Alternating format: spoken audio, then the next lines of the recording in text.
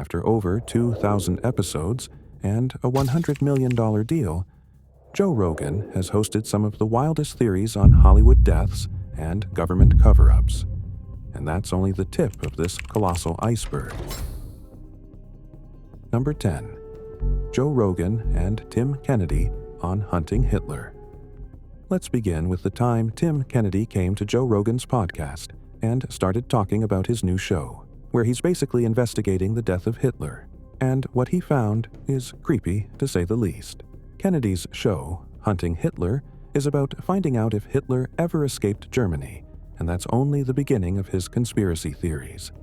What's the thought process behind this? Is it legit? Because a lot of people are like, finding Hitler, get the fuck out of here. They found Hitler, he died. Yeah, I mean... Not really? We don't know. Right. I mean, this isn't like Ancient Aliens. As soon as Tim Kennedy said, "We don't know," everyone knew what was about to come. But Tim Kennedy actually had FBI intel, where he revealed that the agencies have spent millions of dollars looking for Hitler, suggesting that they're pretty sure he isn't dead. They declassified a bunch of documents. Both the Israelis, the British, and the Germans and Americans in the past 20 years have been consistently declassifying documents. And there were a bunch of specifically FBI documents that we were spending millions and millions of dollars actively searching for Hitler after the war. As was... Really? Yeah, like millions of dollars. This initially sounded crazy, because the Russians discovered the remains of Hitler and his bride. But Tim Kennedy gets into the thick of it, revealing why he and other researchers really think Hitler never died. Tons of real FBI documents with real leads, with real informants, some first eye accounts saying that they physically... So anyways, that's the show. Tim almost said that there are first-hand accounts of people actually seeing Hitler, and he stops, because he obviously doesn't want to disappear. But Joe Rogan was really curious about this entire thing, and that's when Joe started digging a little deeper. So what's the official story? The official story is that he killed himself, right? Yep. He killed himself in the bunker with Ava Braun. Yep. And is there any photographic evidence of his death or anything? Yeah. So what the Russians got the body, and they got his skull. And when they brought it back to Moscow, nobody has ever been able to independently verify who and what this body is. Tim Kennedy started pointing out the flaws in the plot of Hitler taking his own life. He believes that it's clearly a setup, so everyone thinks he's dead when in reality, he's probably still alive. But then, Kennedy revealed something no one really knew before about Hitler's genetic testing. Like the closest version, because none of it seems to be very accurate, is that, okay, here's Hitler's skull, and when they did the genetic testing, it's that of a 35-year-old woman. So they're like, oh, well, this isn't Hitler, but they've said for the past 80 years that this is Hitler. So, okay. Even Joe Rogan was speechless at this point. And then, Tim Kennedy revealed that a lot of those left behind ran to different countries, and there's a chance that Hitler was one of them too. There was no, absolute proof. No. And a lot of Nazis did escape and go to South America. The majority of anyone with power. The Nuremberg trials were not a witch hunt, but it was to close a chapter so we could start moving forward with communism. Then Tim revealed something way more sinister than Joe had ever imagined. He talked about how the second generations of NZ soldiers have now become multimillionaires in South America, and they're calling all the shots. Joe then straight up asked him if there's actually any account of people seeing Hitler, or is it all a big rumor going around, and the answer from Tim is shocking to say the least. Are there any legitimate eyewitness accounts of Hitler in South America? Or potentially legitimate? Absolutely, potentially. Whoa. Yep. Eyewitness accounts, I saw him get off a boat. I saw him meet here. And if it was just some person saying it, it's almost meaningless. Right. But if you look at the context of who this person is, the wealth that they have that they shouldn't have. But then Joe Rogan asked the million-dollar question from Tim Kennedy. does he really think Hitler escaped to South America and the corpse was someone else's? What do you think happened? I mean, you've been studying this for how long now? 3 years. 3 years. Yeah. If you had a guess, if you had like $1 million, you got to put it on one side or another. Did he go there? Yeah. Whoa. And Tim Kennedy answered with a yes, because there's clear proof that the body that was found was not of Hitler. And Tim has found a little too much evidence of Hitler having a full chance of escaping. Jesus Christ. I would say, man, that's the first time I've ever said it flat out like that. What I want to say is the way history is written is wrong. That's clear. There's no way that we can say he died on this day. This is what happened. Here is his body, and so that's what the physical proof is for sure. The woman that head that they were saying was Hitler is definitely not Hitler. It was absolutely not. That's a fact. So they don't have Hitler's body. Tim Kennedy made it very clear that the history is way more twisted and wrong than we can imagine, because we can never clearly know what happened. This conspiracy theory is so wild because it can change the course of history as we know it. How many people are we talking about all told in South America that come out of this? I mean, tens of thousands went there, but how many German communities and how big are they? Yeah, we maybe have 50 German communities. 50? How many people, if you had to guess? A few 100,000. Holy shit. Yeah. A few 100,000 descendants of Nazis. Yeah. Wow. Number 9. Joe Rogan, Eddie Bravo, and Mark Andreessen on nuclear bomb. While Tim Kennedy talked with some logic, this next conspiracy theorist actually argued with Joe Rogan over the legitimacy of nuclear bomb footage. When Joe Rogan talks about the old footage of nuclear bombs, Eddie Bravo interrupted him, suggesting that those old footage looked very fake to him.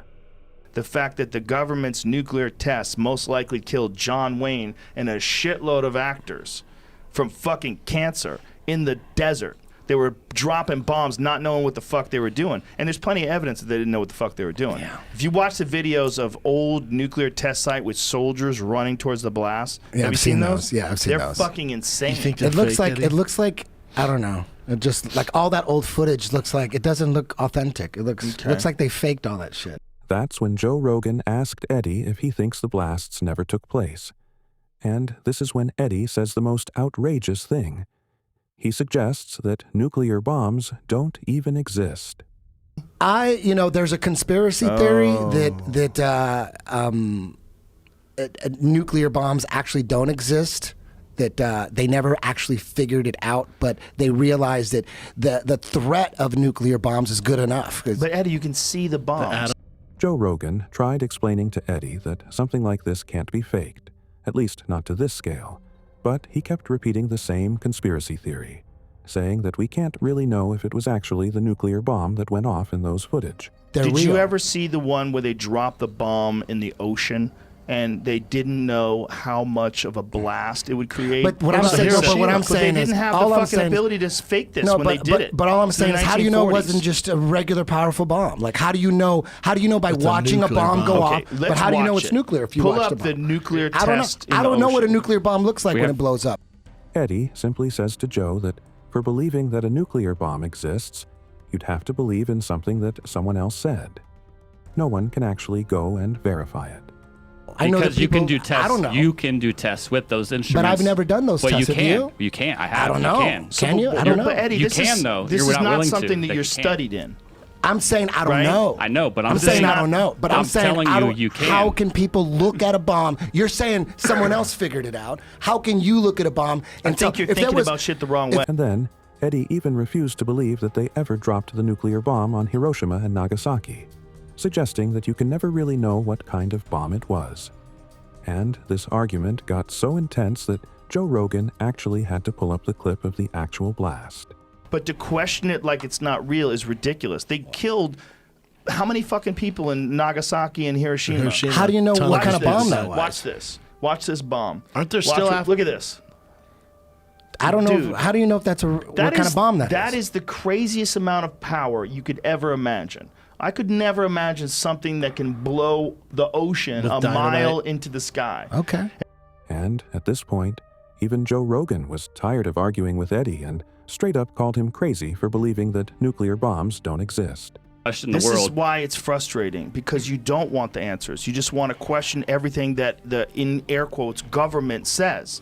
Who And so cares? we Why do. are you so angry I'm over not. that? It's frustrating. Why? Because the Why? world being I'm flat, not- because nuclear bombs being fake, because dinosaurs not being real, all What's- those what's things the are big deal? crazy. But all this has changed because Joe Rogan recently did a podcast with Mark Andreessen, the creator of Mosaic Browser. And during the podcast, even Mark raised some questions on how legit those nuclear bombing videos really are. And this time, Joe Rogan wasn't being petty or questioning his credibility. Okay, here's another conspiracy theory. You've seen all the grainy footage of nuclear test blasts that you've Sure. with the mushroom clouds, and there are always these grainy things, and there's all these like little houses lined up and these little trees lined up, and it blows everything down. Well, there's always been a conspiracy theory that those were all basically fabricated at this facility, that those bombs actually were never detonated, and that basically the U.S. military was basically faking these bomb tests to freak out the Russians. So Mark basically points out the same conspiracy theory, that the U.S. apparently faked those nuclear bomb blasts just to make the enemies think they're more powerful. And Joe Rogan is actually getting fascinated by this discovery. But just when Joe Rogan pulled out the nuclear bomb footage to prove Mark wrong, Mark asked something from him that really left Joe Rogan speechless. They just did, yeah, exactly. This is exactly. Well, so there's a yeah. Okay, so here's the question, right? So what happened? Okay, so this is great. Okay, you'll love this. So what happened to the camera? You son of a bitch. You son of a bitch. What happened How to is the that happening yet the camera is like totally stable and fine? Oh my god. And by the way, and the film is fine. Mark Andreessen asked a simple question, and it was so logical that even Joe Rogan couldn't deny it. Eddie tried doing something similar, but he had no logic to back up his claims while Mark came prepared. Because wait until you see what he points out next. Oh my god. This looks like how you shoot And that, a well, movie and by the way, miniature, okay, we'll do like, this one. We'll do the loop one more time here. Let's see the car. The Where's car's the right car? behind the house. It just showed up. Oh, it Okay, just showed up. so wait a minute. First It of all, wasn't there. First of all, where'd the car No come car. from? No car. The second is, does it really look like a Car. real, does that look like a real car? That's insane. And look at the and look at the when the house blows. Look at the wood. Does that look like those are full size like giant lumber beams as they go flying? Yeah. That's Is that- hard to say. Is that a house or is that like is that a 12-inch scale model? What? Right. So like The fucking car. Mark points out so many inaccuracies in the blast footage that even Joe Rogan starts questioning if it was actually real or staged. I have no idea. Boy, that does look fake. There's also the camera didn't move at all either. You know what it looks like? Go back to that real quick. It looks like the smoke is too big. Watch when it hits. Like the volume, like the size of it, it looks small. I mean, you've seen. You know what I'm saying? I mean, it looks like we're looking at something that's like a few inches Yeah. tall. Well, so Not, After listening to Mark's logic, even Joe Rogan has started believing in this conspiracy theory, because there's just too much evidence of the blasts not being real, at least according to Joe and Mark. if you watch like making of Star Wars, any of the any movies before CGI, whenever they do anything like that, it's always with these tiny models. yes. And they just basically what they do is they slow it down and then they add sound. Yeah, this looks fake as shit. Right. The clouds just don't look realistic. Right. Like it looks like they're too big and they move too quickly back and forth. This is again another one. It's like, okay, what the camera's fine. That's hilarious. And Mark is actually raising a very valid question, because there's no way a camera would be stable during a nuclear blast, but an entire house will crumble. And Joe Rogan then finds out that they've not even explained anything about the whole camera thing, which sounds even more suspicious. Like some sort of a response to that? Have they come with some sort of an explanation? Not that I know of. That seems so vague. Yeah. Joe Rogan has definitely started believing in this conspiracy theory now, even though he almost fought with Eddie Bravo for not believing in the same thing. But there's one particular conspiracy theory that Joe Rogan believed from the get-go. Kyle Kulinski was a guest on the Joe Rogan podcast when he started talking about the Epstein case, and presented a conspiracy theory so wild that everyone was in awe. And it's also involving leaders of giant financial institutions, politicians, celebrities, scientists. I need to see that black book, that Epstein black book. Oh. You had Bill Clinton, you had Donald Trump, you had all these Bill Gates. billionaires, billionaires, lying about celebrities, they're all lying. He was the CEO of Elite Sex Crimes Incorporated, and then he died in jail. Yeah. Then they start talking about how Bill Gates is more than just an acquaintance of Jeffrey Epstein, and there's evidence that he's been to the island more than once. Whitney Webb's take on Bill Gates' connection to Jeffrey Epstein, it goes way further. It goes way back. His wife has blown the whistle on this and was like, Yes. oh, Bill Gates is saying he just had a couple dinners with him or whatever. His Yes. wife's like, let me tell you something. That's not true. Yeah, He not was true at really all. close with him. Not just close with him, but went to the island. He knew him very well. They had all sorts of business dealings together. Kyle Kalinske also added another layer to this conspiracy theory, pointing out how politically connected Jeffrey Epstein was, and how he even had ties with Mossad.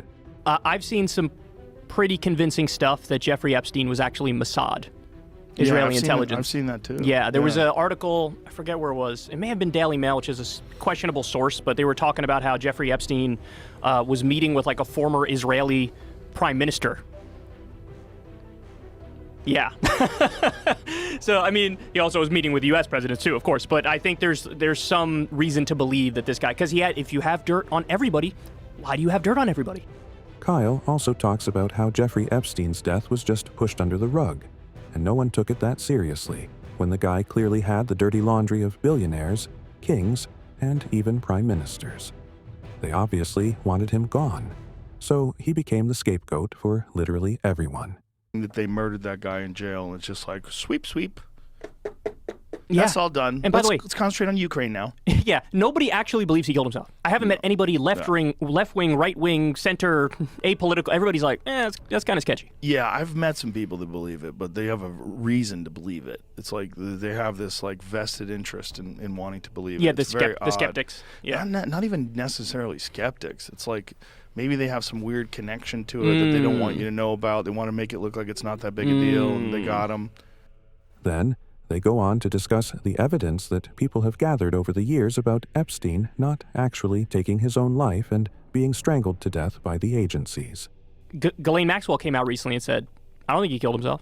He didn't. Yeah. Michael Baden, that famous autopsy doctor, the guy was from the show Autopsy, he said that out of thousands of cases of people hanging themselves that he's personally investigated, he has never seen anybody with those injuries. That's right. And that those injuries were of a person who was strangled. Yes. And that the broken bones in his neck indicate of a ligature strangulation. The area where he was strangled was low on the neck, which is not where you get when someone's hanging by their own weight, which is higher on the neck because your body weight is dragging it down. Then they point out how a lot of people actually think that they made his cellmate take his life. So even if someone does find out that it's not suicide, they can put the blame on the cellmate. And the security cameras were magically not working. Yeah. Right? Magically not working. The guards were somewhere sleeping or something. And there was wasn't it like some former cop like Juicehead who they think did it? Well, there was a former cop who was a giant dude who was his cellmate who I think he murdered people. I think that's what he went to jail for. What did that cop... The cop was fucking jacked, too. Yeah, he was. But Kyle isn't the only one who thinks Jeffrey Epstein's death is suspicious.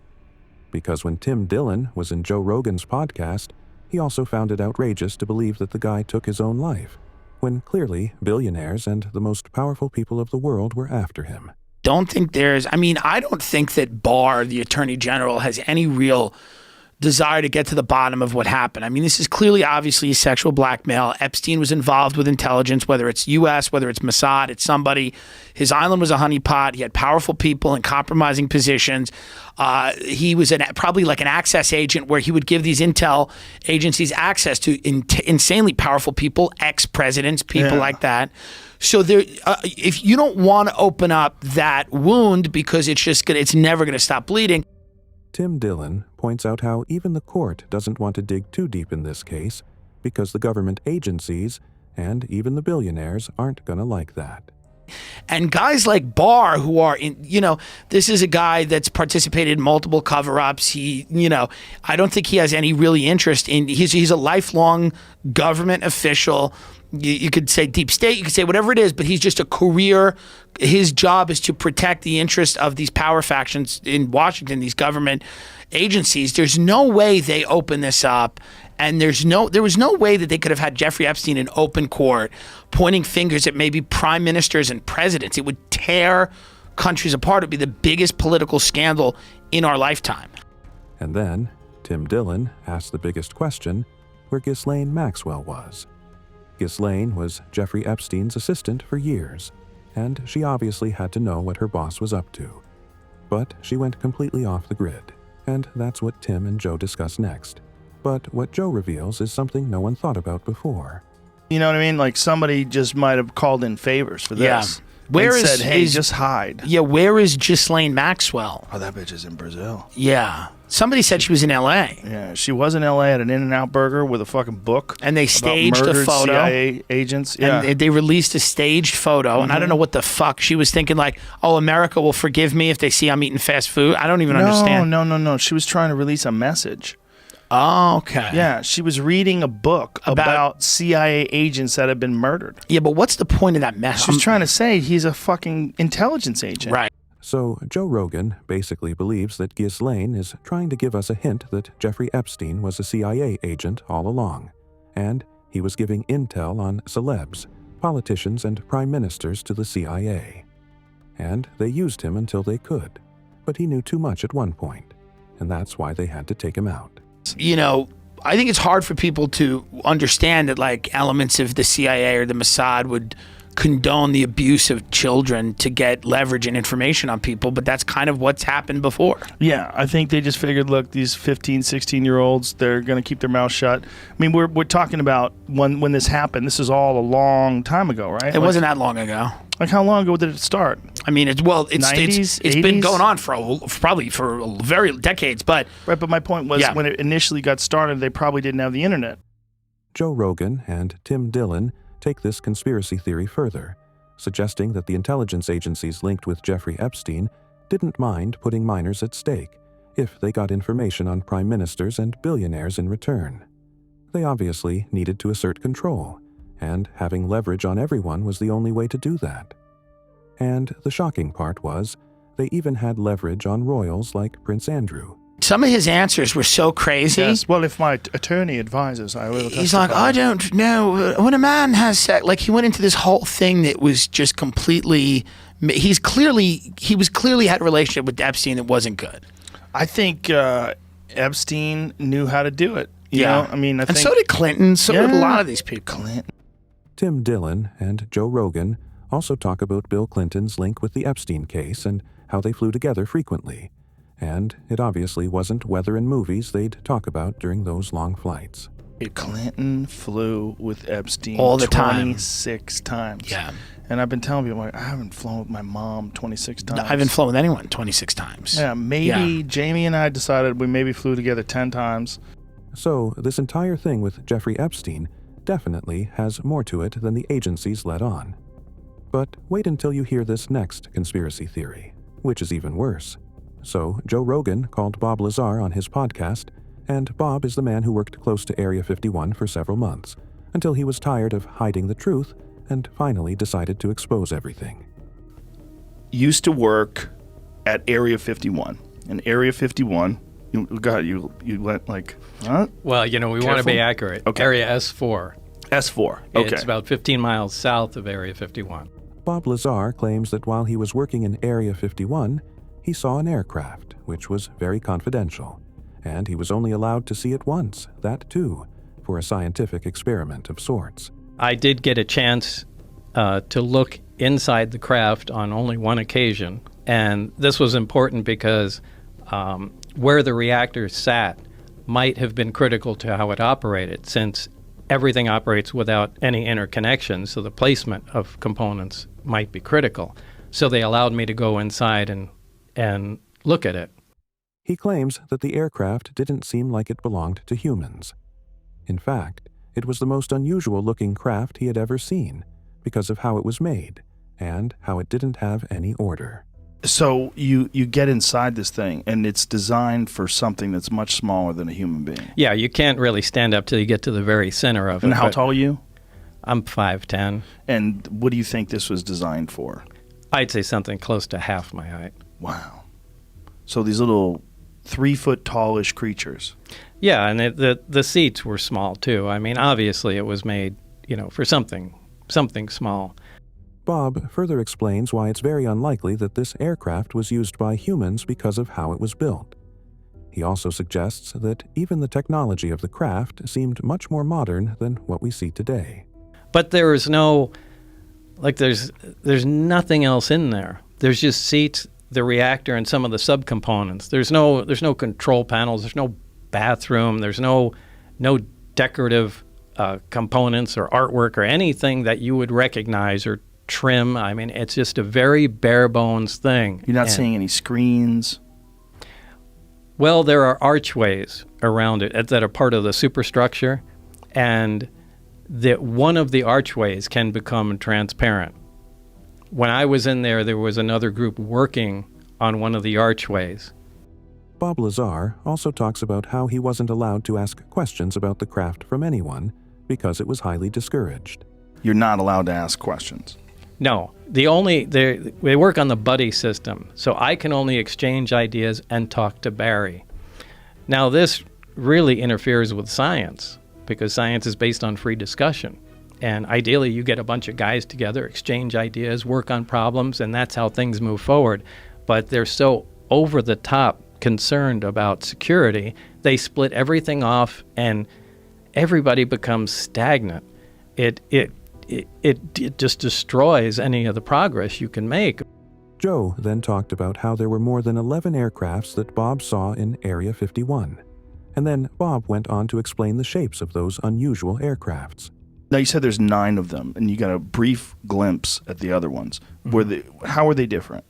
Oh, they looked completely different. One looked like I called it Jell-O mold, and it looked like a classic Jell-O mold with the rippled sides to it. One was a very flat disc, like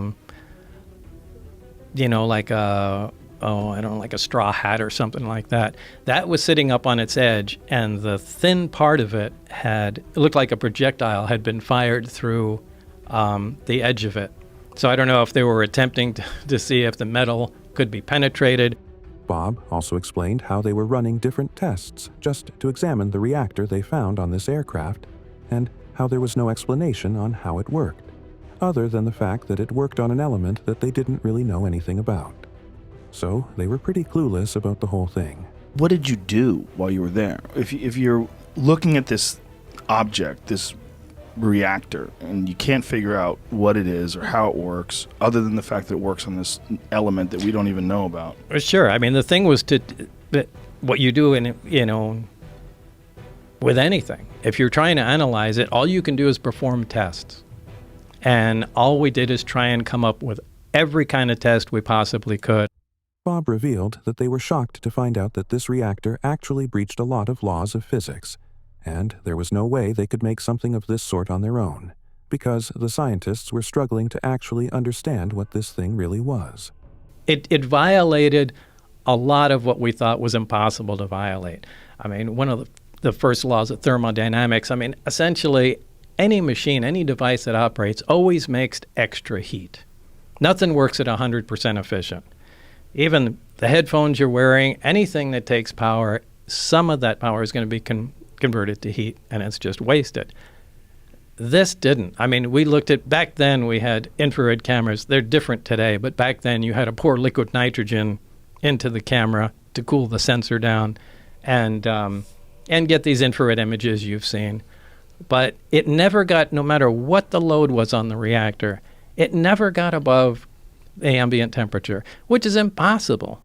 Obi Lazar also confessed that, to this day, he can't say for sure that he could actually tell how the reactor in that aircraft worked, and he thinks that other scientists can't tell either, because it negated everything we've learned about physics so far.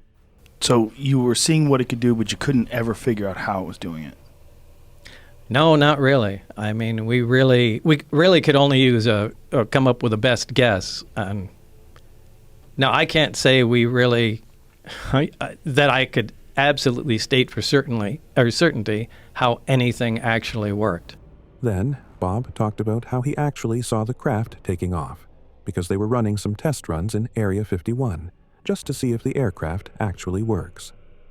This explanation of Bob Lazar is actually tied to a lot of UFO sightings around Area 51, because people would have seen the UFOs during these test runs. So there was a person in the craft? Yeah, there was certainly a person in there. Now, it's not a comfortable place to be in because it's small, so the guy has to be sitting on the floor in the middle, my best guess. And this is the same specific craft that you worked on? Because that was the only craft that you were in. The only one that I touched and worked on. And it quietly lifted off the ground, which was incredibly impressive to see.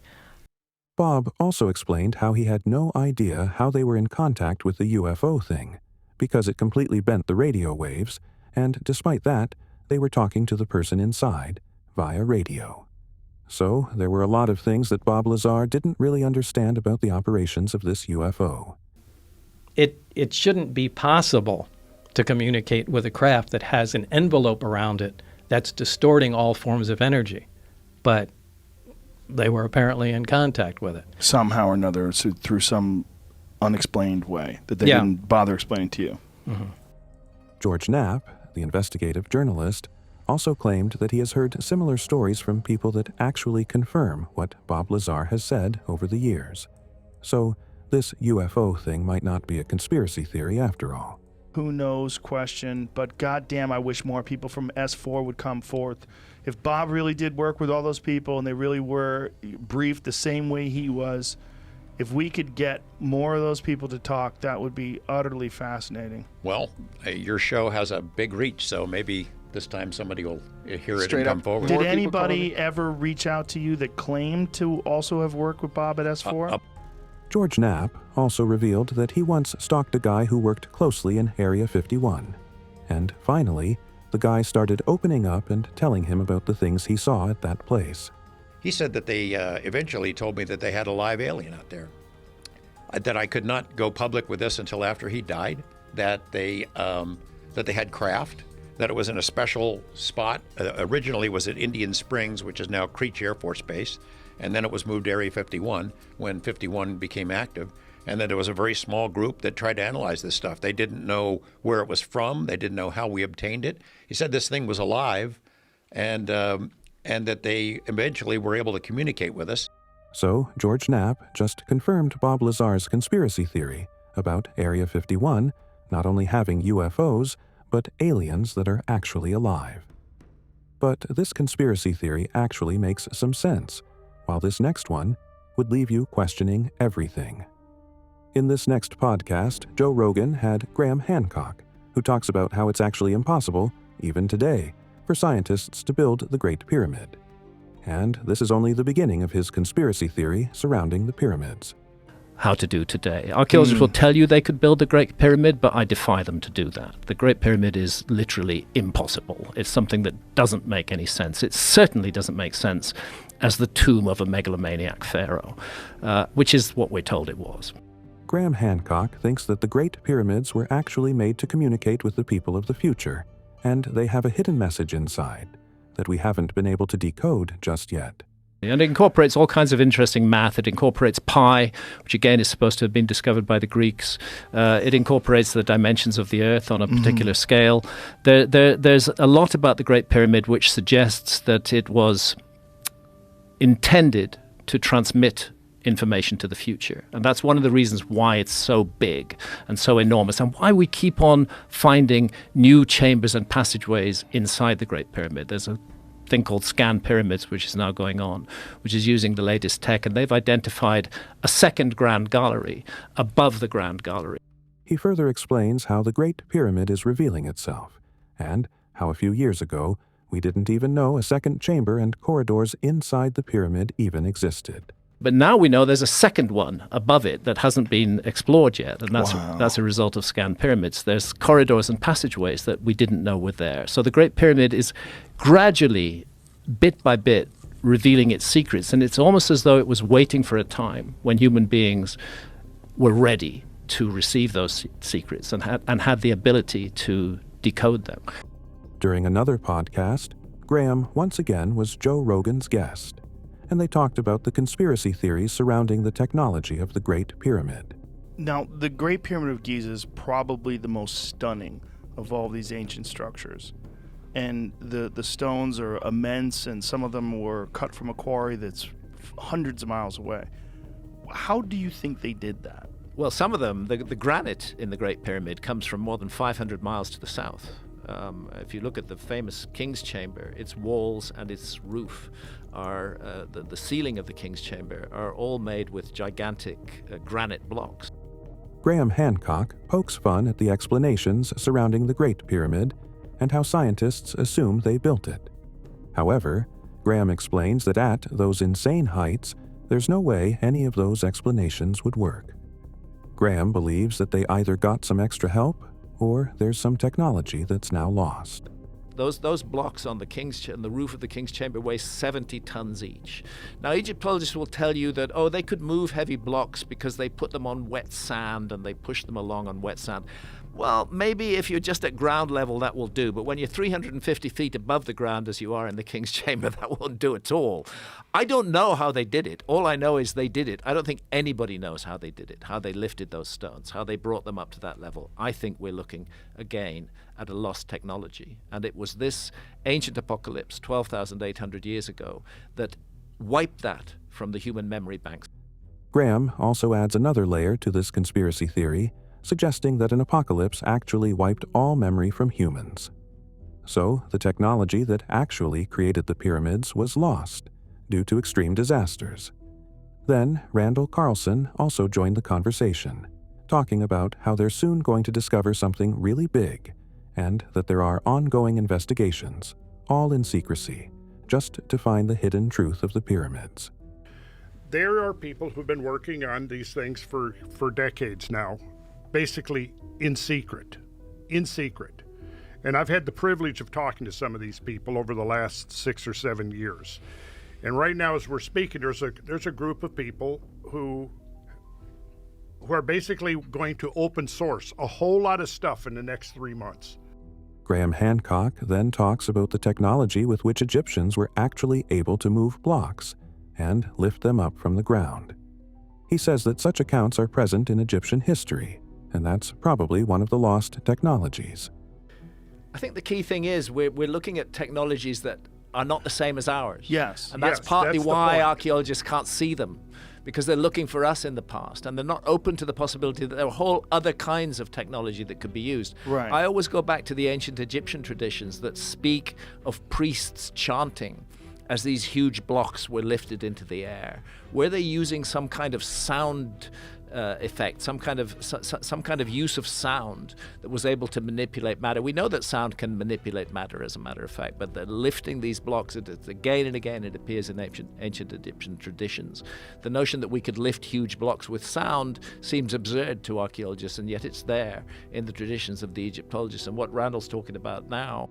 Graham believes that Egyptians used the kind of technology that's very different from ours, and they were way more advanced than we are, considering we can't even build the pyramids now, even with all the machines we have. And if you have a completely different path of technology, one that's not utilizing internal combustion engines and cranes and the like that we experience leverage, today. Mechanical advantage, everything that our tech is based around. Something that's insanely advanced, tens of thousands of years of a different path. Yeah. And that may be what we're looking at. And that may begin to explain these otherwise inexplicable monuments that have survived. Randall Carlson then explains how some scientists are now working on rediscovering that lost technology, and they've even gotten somewhere with it.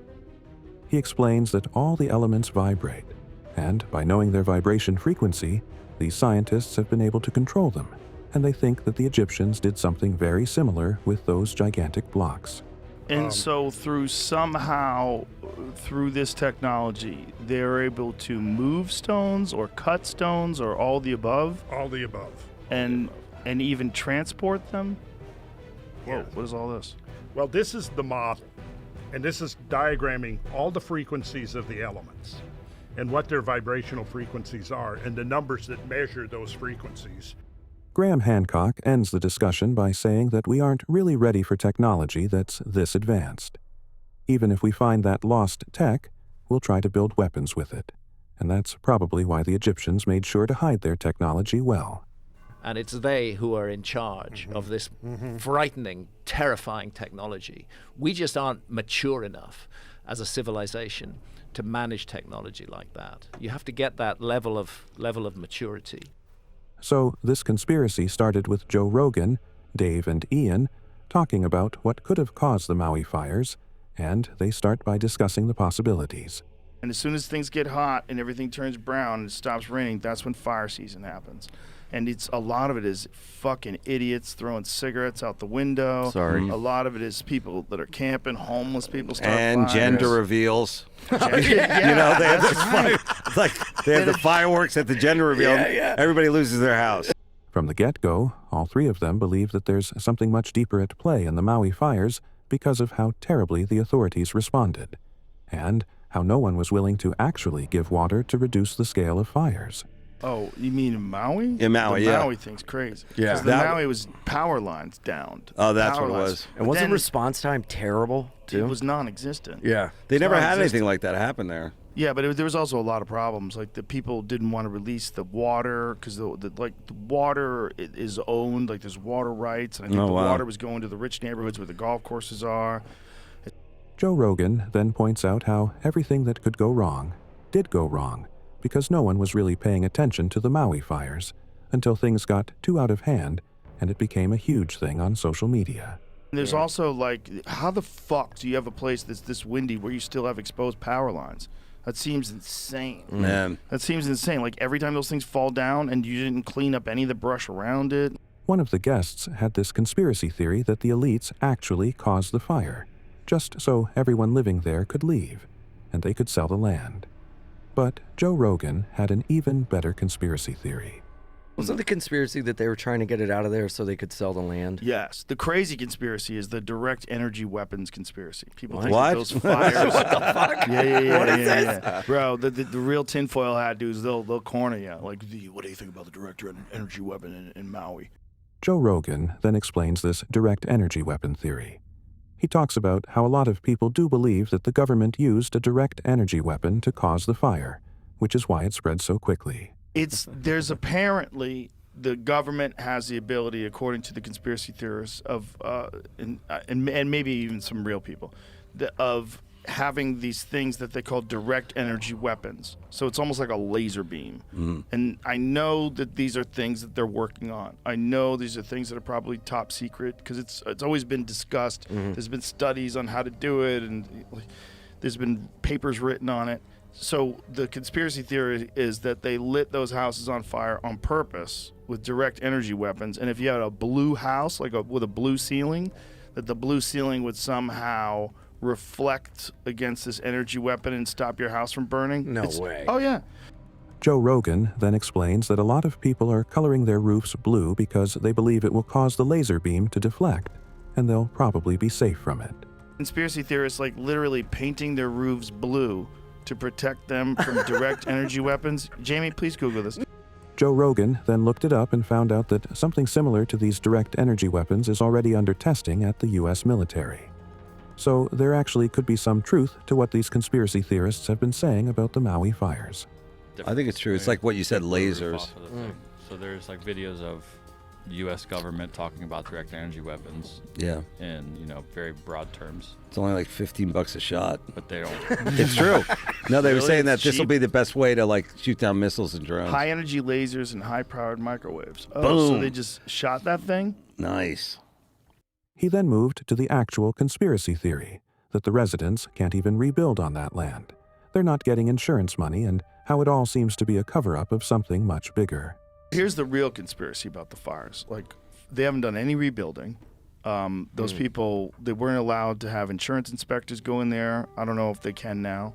That people still had to pay their mortgage on those things. Oh, jeez. And the thing is, it's if you're getting to this point where you don't have anything and you can't rebuild your house and you're fucked, and then they come along and offer you a payment, or something, or you get foreclosed on because you haven't paid your mortgage, and then the banks own it, and then whoever the fuck is the developer owns it, and then whatever they want to do for the better good of Maui, they build there, and then these people lose everything. Joe also pointed out how they're doing nothing to make things easier for the people, and it seems as if they've been planning to get rid of them all along, and their plan is finally working. Joe Rogan believes that there's something much deeper at play here, and some big corporations are involved because this matter is not being treated like any other natural disaster, let alone the one which has taken so many lives. This is what's really scary about it. It's because, like, the way it's being handled is not like you're handling victims of a natural disaster that's horrific and took more lives than any wildfire in the history of this country. You're doing it like you are trying to figure out a way to take that from those people. You're not doing it like you're trying to support those people and build it back.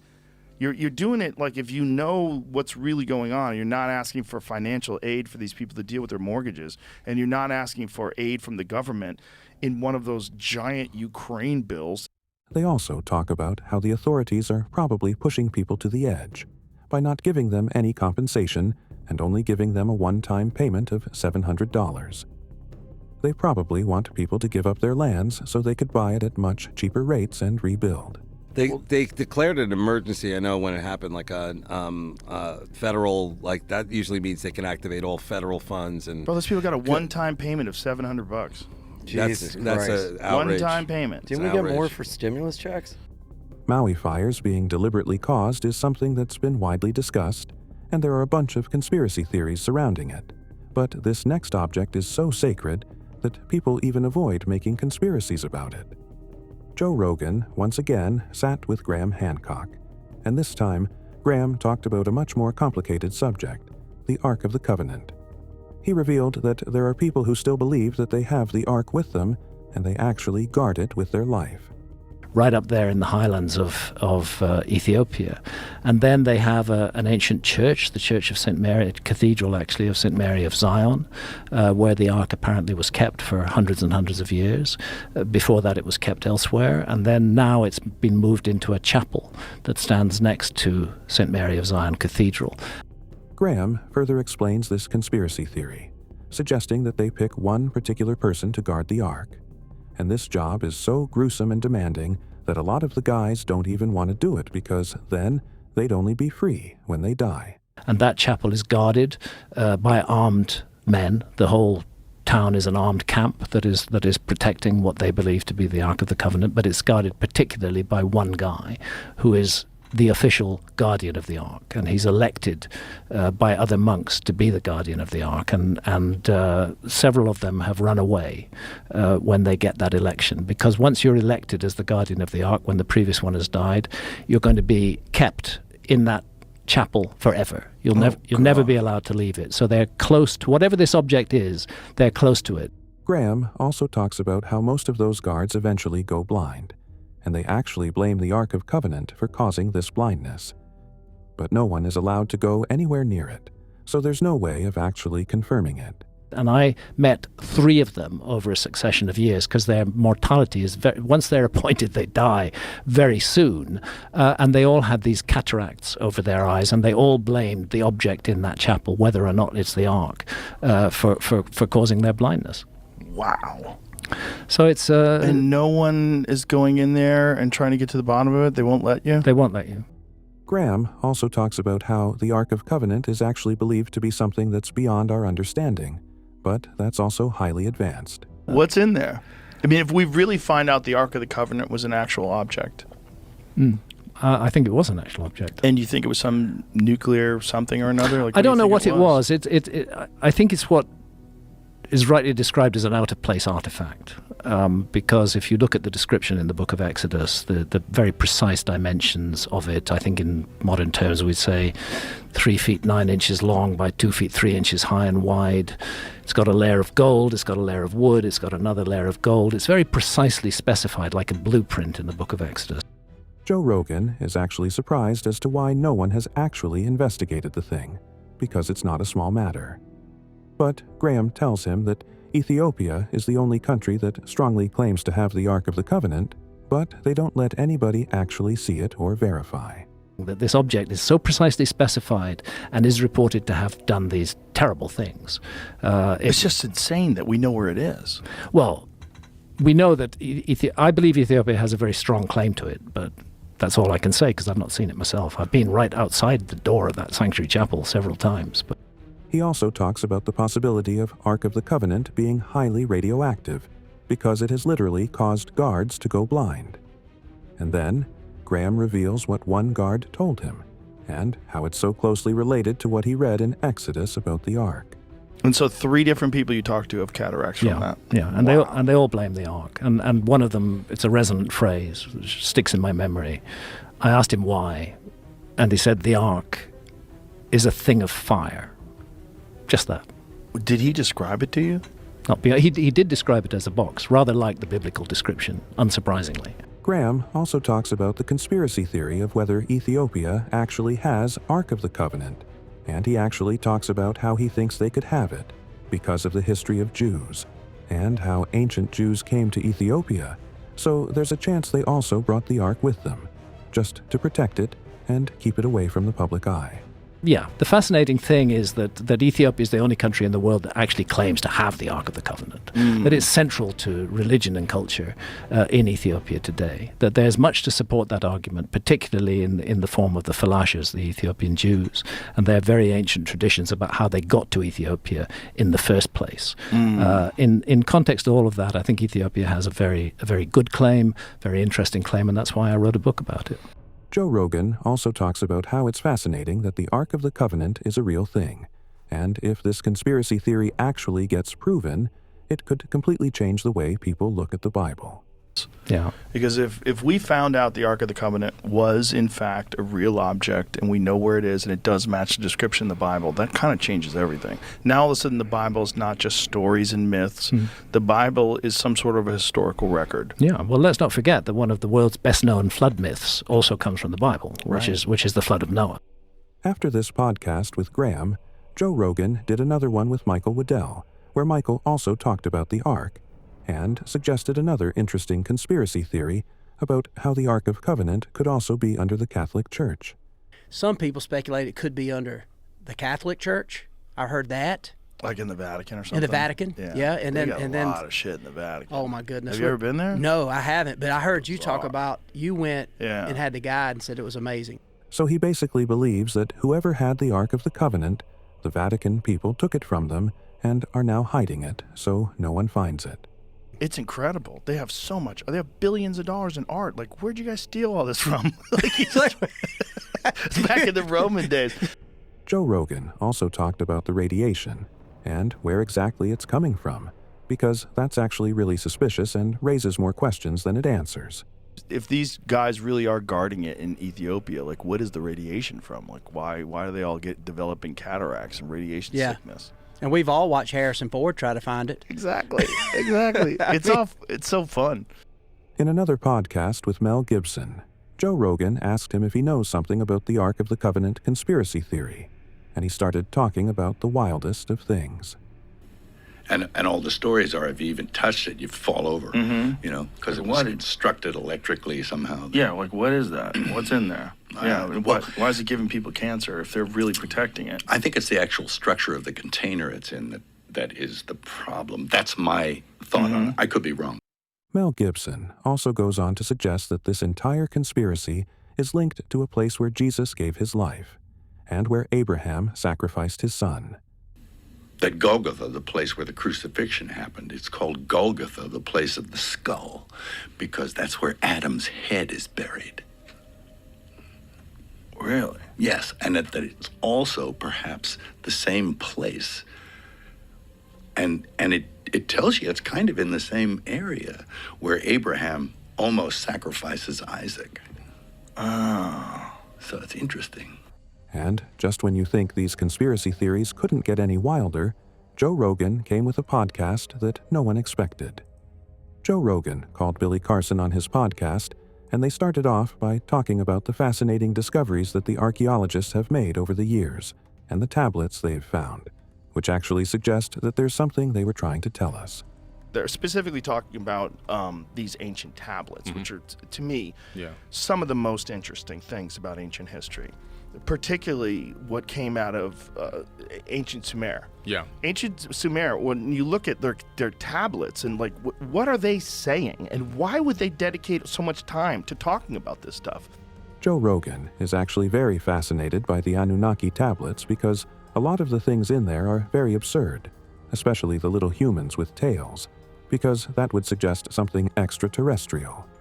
But what's even worse is that they have maps of the entire solar system, and this was happening thousands of years ago. Why do they have pictures of giant, enormous people-looking things with like a humanoid with a tail sitting on their lap? Like, what is this? Just fiction? Yeah. Like, why would they detail this, and how do they have a representation of the solar system with the correct amount of planets and relatively the correct order and size? Billy Carson explains it really well, suggesting that the scientists and archaeologists have no idea what all this stuff on the tablet meant, and how people knew so much back then, so they just push it under the rug and call it mythology. Well, the conventional explanation is always going to the term mythology. They Right. throw mythology around, left and right to cover up the fact that they have no clue or idea. So they turn it into mythology so they can kind of say it's all fantasy and fairy tales, and this is how they express themselves or how they understood the universe. Billy believes that these tablets contain the kind of information that could actually change the world as we see it, but we only need to find a way to decode it. These people left behind such detailed records and information. It's a time capsule of information on stone tablets for us today to be able to decipher, break down, and understand, and that's what we're here to do now. Billy Carson also thinks that the things we know about Sumerians are too shallow, and there's a chance that they lived a life of luxury, which is why they were able to produce such detailed tablets and epics. Some of the letters actually relate to complete ideas. But it's incredible work, and it takes a long time to do. And then you have to let this thing dry, and then it becomes stone. So, if people were supposed to be trying to worry about how they're going to get their next meal, shelter for the night, and all these kind of things, who has time to sit down and write these incredible works of art like the Epic of Gilgamesh, for example? Joe Rogan then talked about this theory about the model of DNA being in the Anunnaki tablets, and a lot of other symbols that turned out to be very accurate after scientific research. When you read some of the things that they wrote, and when you see like some of the images that they created, the images that look like the double helix from DNA, and there's a bunch of that now we represent the caduceus, which represents pharmacies and drugs. Like that's the old version of an image of the double helix of DNA, or at least it looks super similar to that. Oh, it definitely is, because it's referenced even in the Egyptian Book of the Dead and other ancient texts. Billy Carson then discusses how it's a little controversial that some parts of the tablets have been chipped off. And a lot of conspiracy theorists think that those parts have deliberately been chipped off because they contained information that shouldn't be known to the people. Is there controversy as far as are there different versions of the transcription? Like, do some people think it's interpreted differently? Is some debate about that? Only where it comes to where some of the text is missing. There could be pieces chipped off of tablets. You see that corner missing from that tablet right there in the Epic of Gilgamesh. Just look how wild is that? Yeah. Just how wild is that exists? Yeah. And that this was. It's so hard for people to put in their brain 5,000 years of time, and that there's these people that had this very bizarre language. They also discuss the fact that the Anunnaki people were probably some extraterrestrial being who taught people this weird language and gave them knowledge. And the stories they've used in those tablets, a lot of them are actually then copied into the Old Testament. But he subscribed to the theory that these people interacted with beings in some way, shape, or form, and that also this information is so incredible that it became part of the biblical text. And then Billy Carson also gives references on Anunnaki being a part of the Bible too, and a lot of other traditions talking about these beings who shared their wisdom with the people. Of course, even in the Bible, they're known as the Anak, A-N-A-K. We were grasshoppers in their eyesight, it says in the biblical text. So no matter where you go in any culture, you're going to discover that these beings, in some way, shape, or form, engaged mankind, brought knowledge, teaching, building techniques, and just so much more wisdom and information, esoteric wisdom, alchemy, all these things came from these people.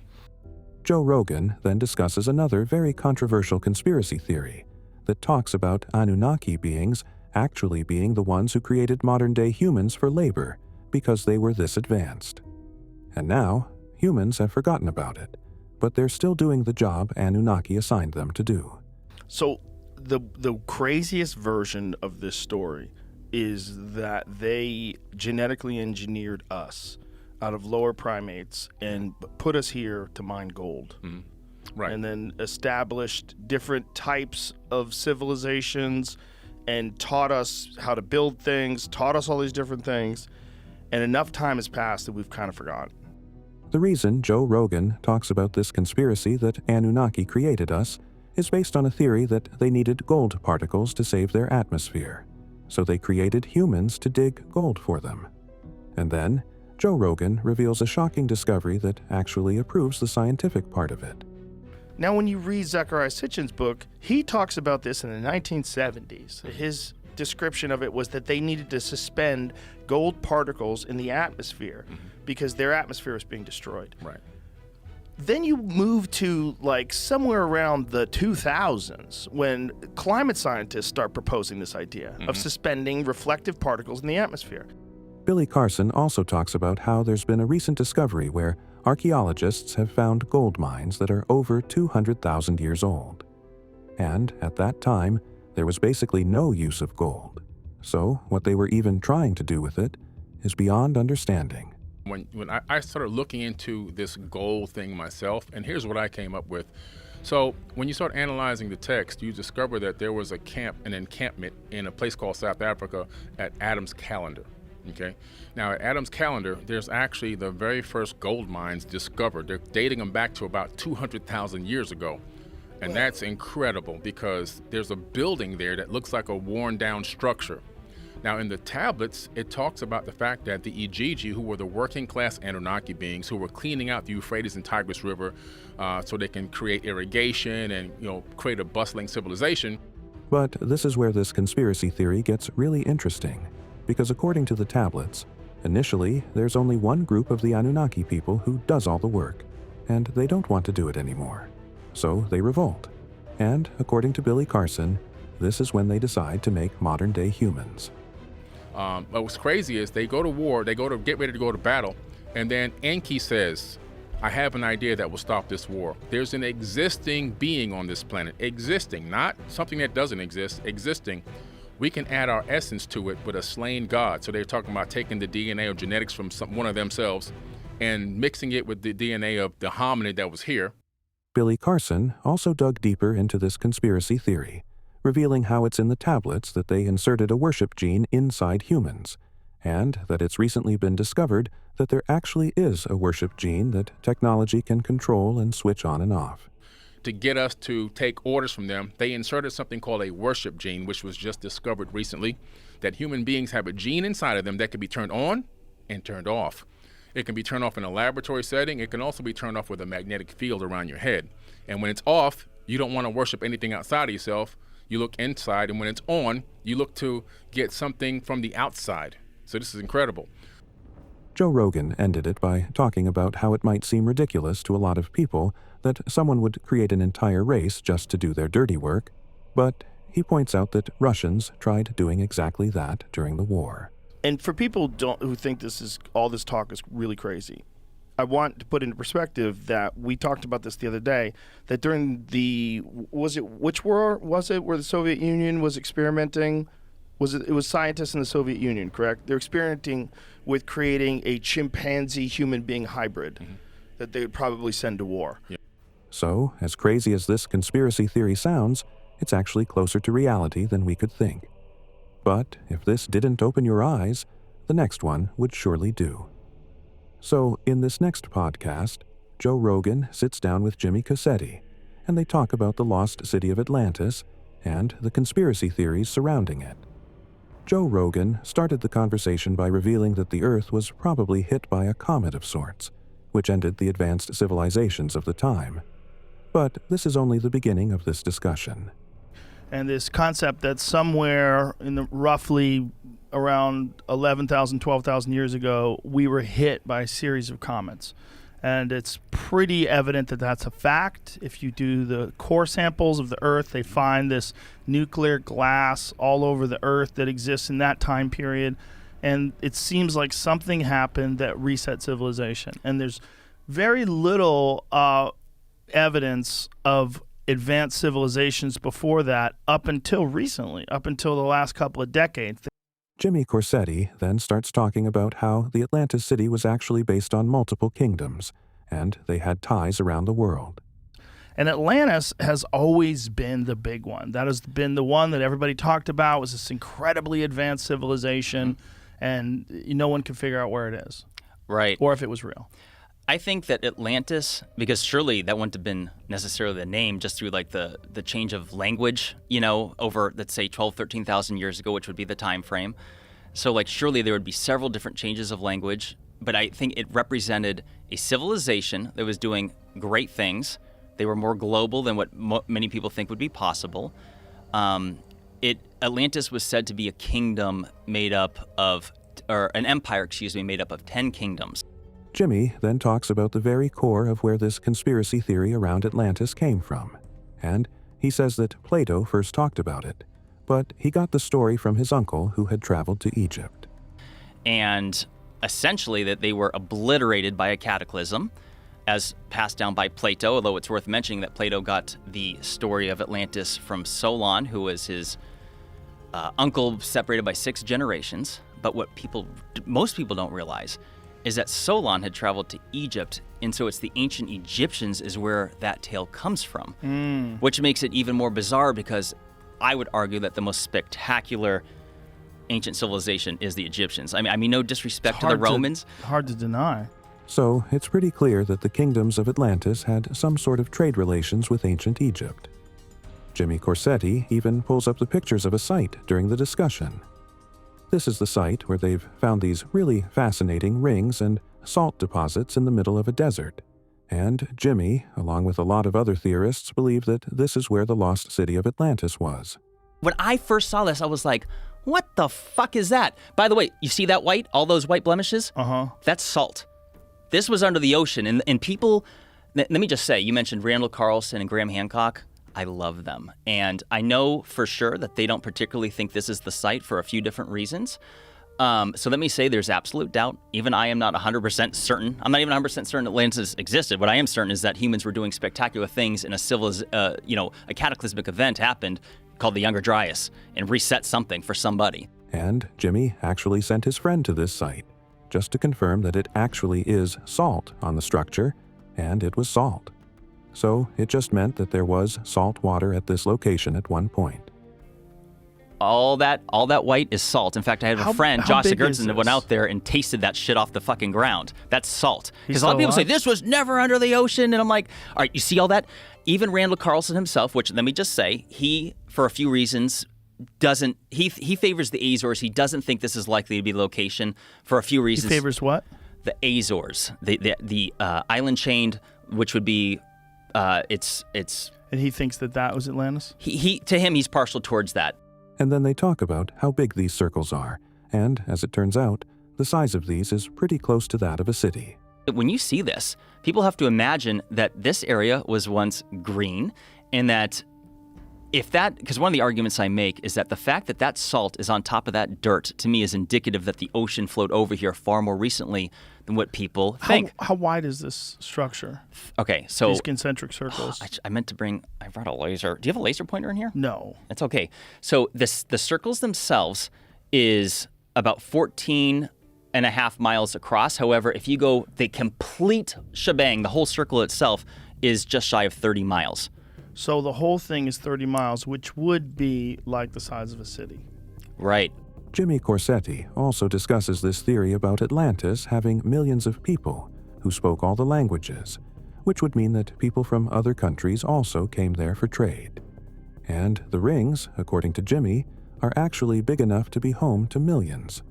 The question becomes, is it big enough to be a city with possibly millions of people? Because the way it was described is that it was a city that was said to be busy all day, all night, rich in trade, with languages spoken from all over. So I'm like, okay, that would imply millions of people. I mean, if a city's busy all day and all night, I think of large metropolitan areas like New York, Chicago, London, whatever. And so if this was indeed an ancient or a site of an ancient civilization, well, then it would have, I mean, they're obviously not going to have skyscrapers, so it would have to be an area big enough to sustain that many people, and the Richat structure certainly does. Jimmy then explains the exact timeline of Atlantis and suggests that it actually connects to what the scientists have recently discovered. However, it's still not scientifically proven, which is what Joe Rogan points out. It's fascinating, but there's still no solid evidence to actually support the existence of Atlantis. So this is 600 BC, and Plato said that it happened 9,000 years earlier, so that would be 11,600 years ago, which coincides with the Younger Dryas climate catastrophe, which makes it so compelling. To me, that is actual scientific evidence that indicates that Atlantis actually existed. Jimmy Corsetti's conspiracy theory around Atlantis is very compelling, but it can't even come close to this next theory. During this podcast, Joe Rogan went straight for the kill, talking about Diddy being involved in these cultish parties, which were very similar to the ones that Jeffrey Epstein arranged. Joe Rogan goes on to describe what the rumors really are around Diddy. Oh, what's going on, Jamie? I don't know. There's a lot going on. A lot of rumors are flying. The rumors are that Diddy was running some kind of Epstein-type deal where he was filming everybody, right? That's the rumors, yeah. I don't know that there's any proof or anything other than that. Joey Diaz then presented this conspiracy theory that the Homeland Security went into Diddy's house, not to investigate, but to erase all the evidence Diddy has big names. And the conspiracy theory sounds a little too similar to what people were saying about the Epstein situation. Dude, when Homeland Security invades your house, you got problems. With dudes with fucking guns and body armor. Someone said that they weren't there to take stuff, they were there to delete everything. Like the real people that were in there, you know. Oh, like that's the same funny. thing with Epstein. Oh, that's funny. Yeah. Joe Rogan also talks about how wild these Diddy parties were, that some of the most infamous celebrities also left early because they just can't handle the freak of those parties. And Joe also speculates if Diddy was actually recording all these people, because if yes, those were some really big names that Diddy had dirt on. If he really was filming everybody, I mean, he had a lot of people at those parties, right? You know who said Luke from 2 Live Crew? Yeah, he said he was to leave early. Yeah, when Luke from 2 Live Crew is leaving early, like, you got a wild party. If what's happening is too fucked up for Luke from 2 Live Crew? He also talks about how every young talent in Hollywood would want to go to Diddy's parties. But the theory is that Diddy was just setting everyone up and was allegedly working with the CIA, just like Jeffrey Epstein was. They gathered dirt on everyone, gave it to the CIA, allegedly, and when their work was done, they were taken out of the way. Those celebrity environments where celebrities all get together, and there's so many of them, you know, in these wild parties. And if you got a wild party and P. Diddy puts on that wild party and, you know, he sets everybody up. Like if you were an intelligence agent, you know, like a Jeffrey Epstein type deal, that'd be the way to do it. Big old crazy party, get everybody loose. And get the cameras Get them the rolling. yayo. Get them the yayo. Joe also talks about the infamous conspiracy on Diddy spiking drinks of people during his parties, and then getting them to do things they want them to do. Rogan also talks about the tapes, and Diddy recording people, just to have leverage over everyone in the industry, and that's probably why no one even dared to double-cross him all these years. Get them the yayo. And everything else. Get them everything you need. Get fired up. Get those cameras rolling. And now you got everybody under wraps. In another podcast, Joe Rogan discussed the P. Diddy situation with Adrienne Lappalucci, and she presented a very wild theory about the Clintons going after Diddy. Do you think P. Diddy is in prison waiting for the Clintons to just kill him? Do you think... Every day I'd be looking for them. I don't think the Clintons were involved with P. Diddy. Do you? No, but Epstein. Joe Rogan also talks about all the big Hollywood names that were at Diddy parties, and then Adrienne also chimes in, suggesting that there's a huge possibility that the Clintons also attended these parties at some point, considering the things they were interested in, and their connection with the Epstein case. It's so crazy. It is crazy. And meanwhile, the guy was like hanging out with Oprah, hanging out with Obama. Jay-Z, everybody. And as crazy as this conspiracy theory on Diddy is, this next one is even crazier. So, in this next podcast, Joe Rogan talks about moon landing and the video that NASA released. He presents this conspiracy theory that the moon landing video looks a little too fake, and he explains why. There's some videos of guys jumping around on the moon. Yeah. The problem with the videos of people on the moon is that there are videos that look 100% fake. Where guys fall forward and looks like they get yanked up by wires. There's a lot of video that looks fake as fuck. Joe Rogan also reveals that it almost seems like the astronauts are tied to leashes, with the way they're getting bumped up, and the whole thing looks pretty staged. But there's some videos of guys falling down face first and getting yanked back up. It looks like they're yanked by cords. Have you seen that picture, the thing that looks What's up, like... Jamie? After we talked about this last time, some people sent in videos of NFL players doing the exact same thing in the end zone. Yeah, super athletes. There's Joe Rogan then reveals that there's so much radiation in space that there's no way the video won't be destroyed by it. He explains that they did go to the moon, but probably couldn't shoot anything. So they shot these fake videos, just so everyone believes that they went to the moon.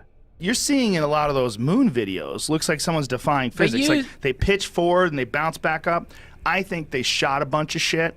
And I think some of the video, if you're going into space and you're experiencing deep radiation, the Van Allen radiation belts and from the sun, dude, you can't even go through the fucking X-ray machine at the airport. The old X-ray machines with film. They wouldn't let you. Because if you went through with film, it would kill your fucking film. So how are they getting these perfect videos and photos and none of them are fucked up by radiation? It's entirely possible that they did go to the moon, but they faked a bunch of the film footage because they wanted to have something and they couldn't really bring anything back. Joe Rogan also says that the Russians also faked their space video, because there's no way they could fit a camera in their little ship. So, just to prove that they went to space, they made the entire video in the studio, with lights and everything. No, he shot up in the space, he really did do it, but they couldn't fit a goddamn camera in this tiny little capsule. Joe also says that they thought they were only going to show the footage once, so they staged it, and thought no one was going to point out the inaccuracies. But now, anyone who sees it can figure out that it's fake. There was no internet back then. There was no VHS tapes back then. They broadcast something on TV. As far as their eyes and their mind goes, that was the only time people were going to see it. All they have to do is show it to you once. Pull it off. Nobody ever imagined you'd be able to pull it up on your phone, or two stoners like you and me would be watching on a podcast. Joe Rogan then pulls the video and actually points out the issues with the video and how it's clearly fake. He talks about the light issues, of how it's artificially lit up, and how there are two shadows in a really small capsule where even one person could barely fit. Look at the lights. You see, hold up, back up, stop, pause it. Look at the shadows. Shadow to the left, shadow to the right. There's fucking lights in front of him. They have lights in there. He's in this tiny little pod. How's it lit up? Joe Rogan then explains that he does think that they went to the moon, because faking something like that would be really hard. But what they actually faked was the footage, because going to the moon and then also recording the whole thing was really hard. We're talking about faking footage. We're not talking about faking going to the moon. Like, I think they probably did go to the moon, but I would imagine that at least some of the footage you're seeing is horseshit. Joe then also talked about how they faked the footage after they came back from the moon, because this way it was easier. No, if you just have people in orbit, it wouldn't be hard to fake. Look, I think it'd be harder to go there than it would be to fake it. I think going there, if they did go to there, and I think they probably did, was an unbelievably difficult thing to do. But like faking that they were there, how hard would that be? Like after the fact, like filming footage, or filming footage of them in orbit. Then the guest pointed out that apparently the original footage has been taped over, and they've used the magnetic tapes for some other footage. Joe Rogan finds it very unlikely, because you can't just tape over such an important footage, just like that. Right. So, but still. But the data's still somewhere else. There was a But shortage. Still, they recorded over the original tapes of the fucking moon landing. How much of a shortage of magnetic tape do you have where you're going to record over all of the video from the motherfucking moon landing? The guest then talks about Joe Rogan not believing in the moon landing earlier, but now he has started to consider the possibilities of a moon landing because of all the conversations he has had over the years. I'm not saying they didn't do it. They might have. The official story might be legit. Casino. But it might not be. Where do you put your money on the moon landing? Because you know what I'm detecting, Joe? When we first got to be friends, as I recall, you didn't really believe in the moon landing. I didn't believe in it at all. And then you went through a phase because of the podcast and having a lot of conversations with different people, or something happened where you started shifting your ideas and thinking we did go to the moon. No, I started shifting my ideas about everything. The moon landing is just an example, that's an extreme example of a position I took that I think represents, there is mystery to that story. Yeah. So, which one of these conspiracy theories did you find the wildest? Drop a comment and let us know.